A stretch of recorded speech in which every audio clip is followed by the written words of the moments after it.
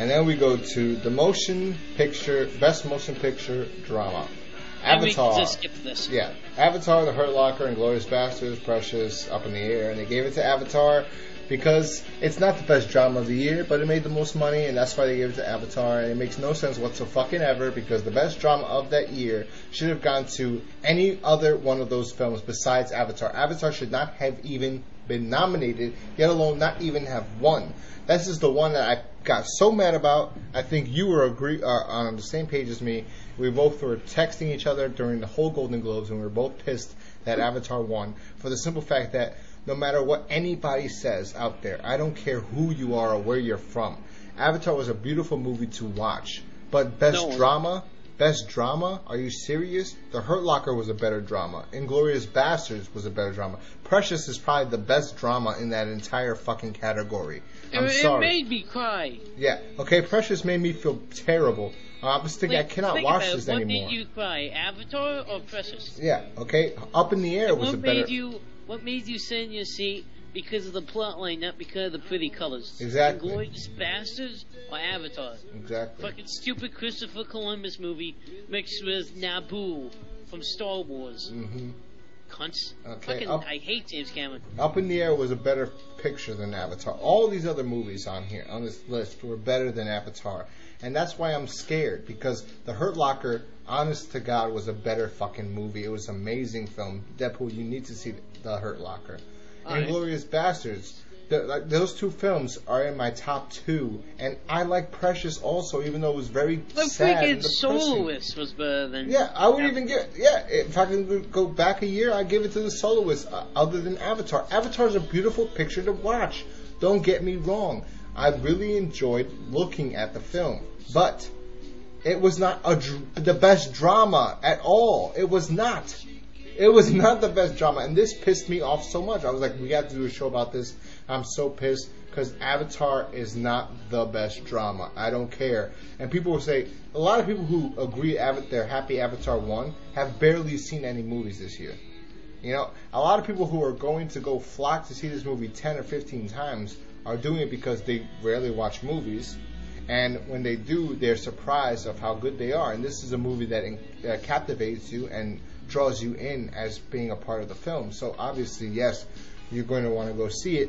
But I'm getting kind of upset with how much hype Avatar is getting and how it's still number one after all these weeks.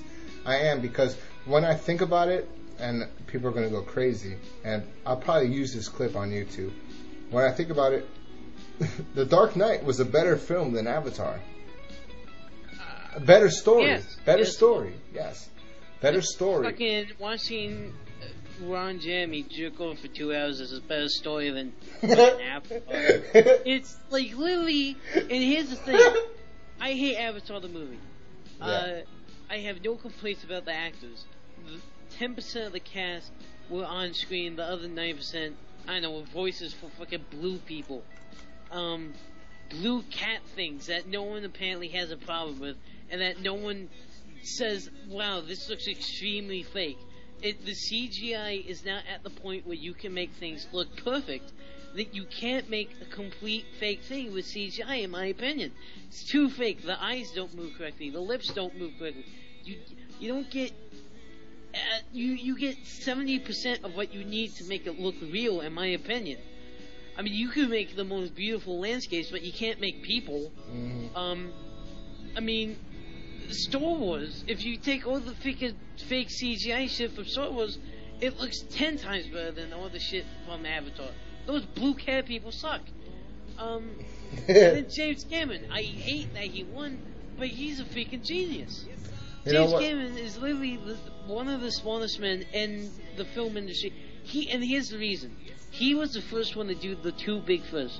He did the Titanic, and he knew that you can make anything you want with the Titanic. People are gonna go see that if they know we're gonna see a fucking boat tip over and all that shit. Yeah. That 10 minutes of that movie was awesome.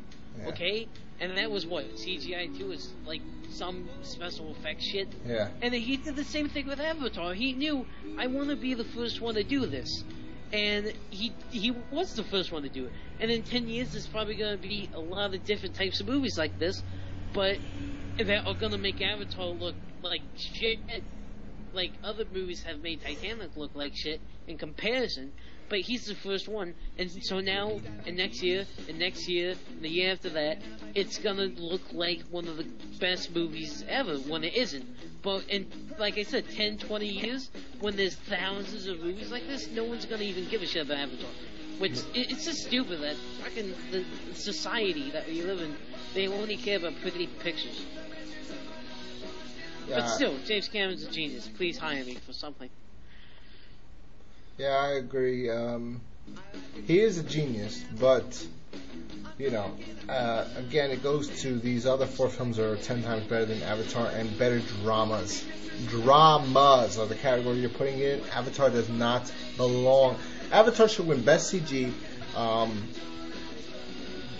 That's Best it. That's it. That's the only thing it should win. Best CG. Best CG of the year, give it to Avatar, great. Best screenplay, no. Best directing, no. Maybe best directing. I would say, you know what, give it to Avatar for best directing. It doesn't make sense that he would. It does, because he used a whole different world and a whole different technology to make this happen. That's not directing. That's setting. It is directing in a sense, because he's working with people that aren't really there. So I'd say, yeah, you could give it to him for that. You could. But in general, you have so many, and I'm surprised because I did not know there was that many better films this year, because this year was a bad year because of the writer's strike. A lot of films did not come out. Like last year we had a bunch of fucking amazing films. You know, Gran Torino, Revolutionary Road, The Reader, The Wrestler, The Dark Knight. You have even more than that. I'm just naming a few. I just named 4 off the top of my head. You know, you had 7 Pounds. You had so many other films that were a lot better than a lot of other movies that were out there. So for you to give it to, you know, but so you look at it like that, and you would not put a movie like Hellboy in the category for best film of the year with fucking all these other films, like The Curious Case of Benjamin Button, The Assassination of Jesse James by the Coward Robert Ford. You would not put. For Christ's sake, even the assassination of Richard Nixon is better than. Yeah. I forgot Frost Nixon.